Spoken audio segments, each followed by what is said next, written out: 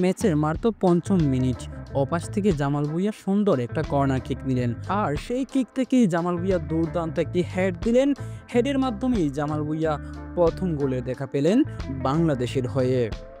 নিজের প্রথম গোল করে সেলিব্রেশনটা করলেন জামাল ভুঁইয়াকে বুকে জড়িয়ে, আর গ্যালারি থেকে এক ঝাঁক কোকিলের সুরে হামজা হামজা বাংলাদেশ বাংলাদেশ বলে চিৎকার করছিল বাংলাদেশের ফুটবল প্রেমীরা।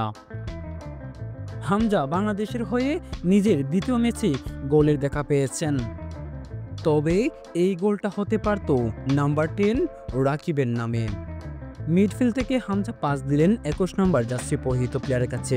21 নম্বর পরিহিত জার্সি নাম্বার 10 রাকিবের কাছে দিলেন, এবং রাকিব সেখান থেকে দুর্দান্ত একটা শট নিয়েছিলেন বটে, তবে সেই শটটা ব্লক হয়ে যায়। পরবর্তীতে বাংলাদেশ একটা কর্নার কিক পায়, আর সেখান থেকে জামাল ভুঁইয়ার দুর্দান্ত একটা কর্নার কিকে খুঁজে নেয় হামজা চৌধুরীর মাথা, এবং হামজা চৌধুরী দুর্দান্ত একটি হেড দেন।